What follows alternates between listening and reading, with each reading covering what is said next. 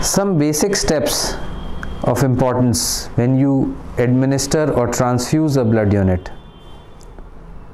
When you send a request for a blood transfusion, you should ensure that you mention all the particulars of the patient on the form, which means the name of the patient, age, gender, and the CR number. Along with that, the blood bank needs the diagnosis and the indication for transfusion. If there is a need of PRBC, we need the pre-transfusion hemoglobin levels. If there is a need for platelets, we need the platelet count. Once you receive a blood unit from the blood bank, you should double check the unit number, the blood group, volume of the blood bag, and the date of collection and expiry. You should also check that to which patient is this unit issued, as well as match the CR number which is written on the blood bag compatibility label and your patient CR number. The blood bag should never be heated or stored in the refrigerator. There is no need to even keep the blood bag with your body to raise its temperature.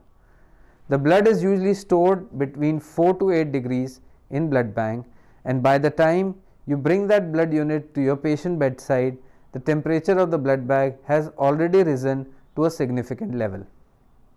So there is no need to raise the temperature of the unit by either heating it or keeping it with your body or not, and never boiling it. Even if the transfusion is not required at that moment, the blood should not be kept in the freezer. It can only be kept in the fridge part of your domestic refrigerator. Before transfusing a blood unit, you should always check for any sign of deterioration of blood in that blood unit, which may include hemolysis or gas formation for a red blood cell, which may be loss of swirling or any clotting in platelets unit, or any discoloration in a plasma unit bag.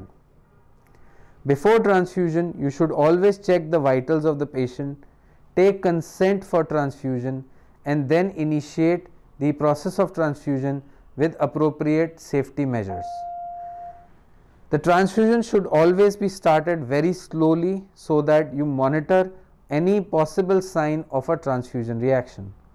There is no need to provide a pre-medication or medicine before the blood bag is attached. No other fluid or no other medicines should be given with the same same BT set or the blood transfusion set, as those drugs or fluid may cause harm to the blood unit. The patient should be closely monitored for any possible sign of transfusion reaction such as fever, chills, rigors, pain, body ache, and the patient vitals should be monitored at a gap of 15 minutes for first 1 hour, and then for after every 1 hour, and once you finish the transfusion, 4 hours after completion of transfusion. All vitals should be mentioned in the file.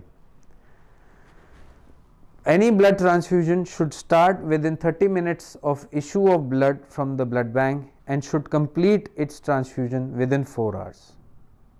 Thank you.